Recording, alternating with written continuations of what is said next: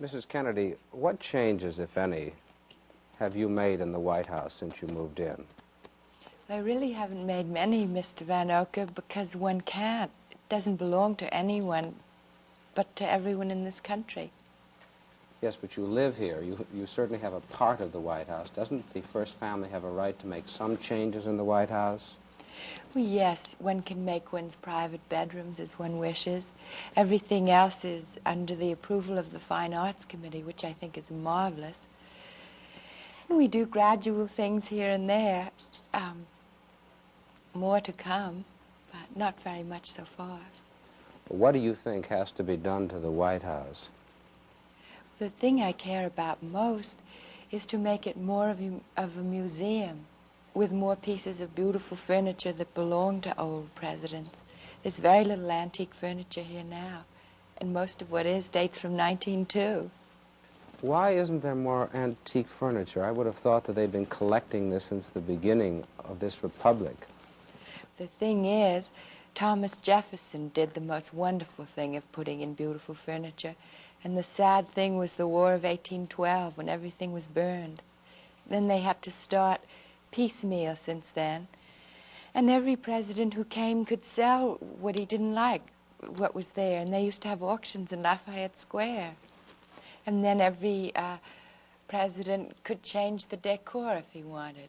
Once President Grant had the blue room violet, and Chester Arthur had it robin's egg blue. And finally, that was all stopped at the time of Theodore Roosevelt, 1902. So now one can't change it anymore.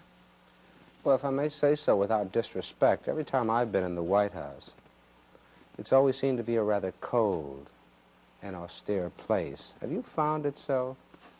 Well, I remember the first time I came here as a child feeling that.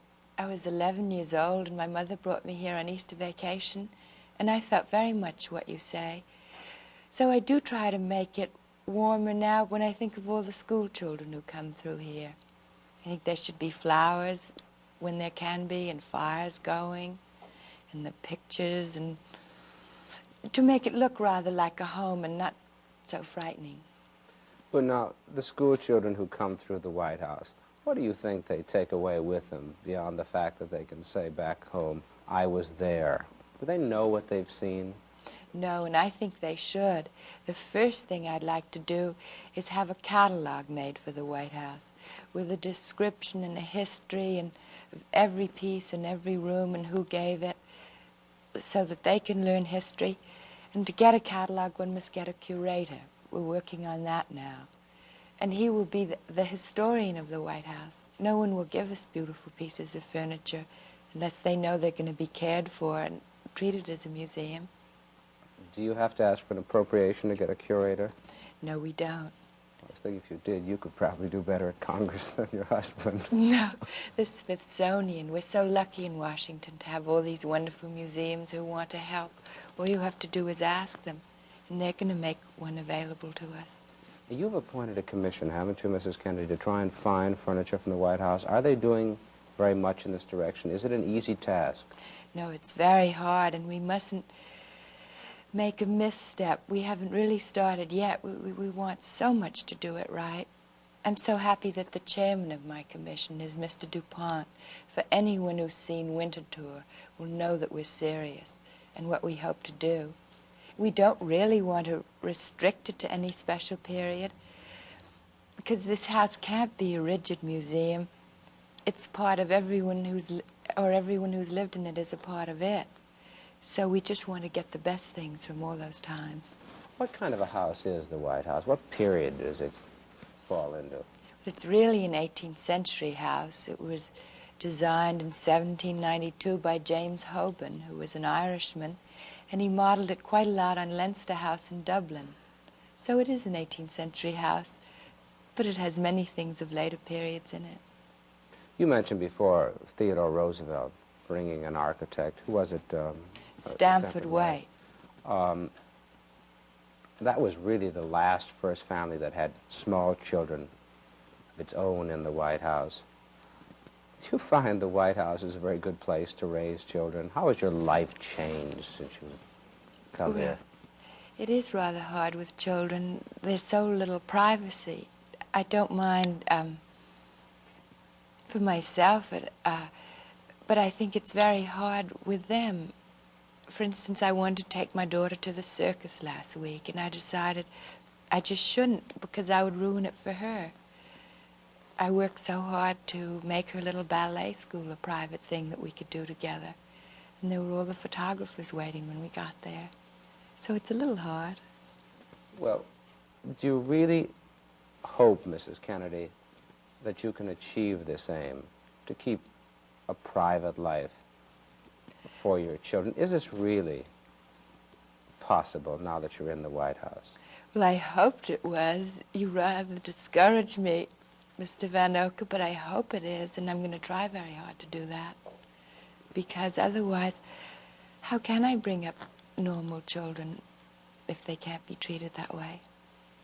Do you think that Caroline, for example, who's older than John Jr., has she been changed much by the attention she's gotten? No, because she's still too little. But someday she's going to have to go to school. And if she's in the papers all the time, that will affect her little classmates, and they'll treat her differently. That's what I'm so anxious. We always treat her the same, but it's how other people treat her, because they've read about her. Are you going to send her to a school when she reaches kindergarten age? Yes, I will. She must do all the normal things she'd do normally. But I rather hold my breath about that day. What do you conceive is your role as the First Lady? And I mean your role, Mrs. Kennedy. Of course, I do have an official role as wife of the President. And I think every First Lady should do something in this position to help the things she cares about. I would hope that when I leave here, I will have done something to help to make, well, in the arts in which I'm so interested, anything to do with children. Do you think that the First Lady, in this instance yourself, can play a role in influencing taste in this country, in the arts, in other fields? I suppose she can. People seem so interested in whatever the first family likes.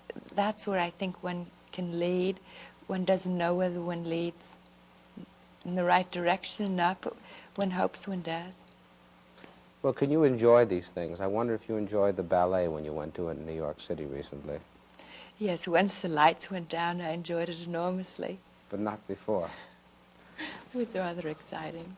But on this question of the official hostess, a couple of weeks ago, the President entertained an important head of state from Africa, Prime Minister Nkrumah. Did you know before that the President was going to bring him over, or was he, just like many husbands, prone to just drop in and say, I have a guest for tea? Well, he promised me that I could meet him, the President Nkrumah. But the day went by and he never seemed to appear, so my daughter and I were on our way to his office when my husband, President Nkrumah, came rushing back to a rather messy room where I'd been unpacking books. Was he expecting tea, a formal No, affair? he was absolutely charming. He sat down and laughed and talked with us and told us about his own children. I was so glad to see that he was so relaxed, because I was rather embarrassed being surprised like that by my husband. I expected that he would tell me a few minutes before. Now, there's your official role as a hostess at the White House, the role as the First Lady in things that interest you. If it's not presumptuous, Mrs. Kennedy, what about your role as a mother and a wife? Can one have a role as First Lady? We haven't had a First Lady who's had young children for such a long time. Are you optimistic about fulfilling this role in the same way you did before?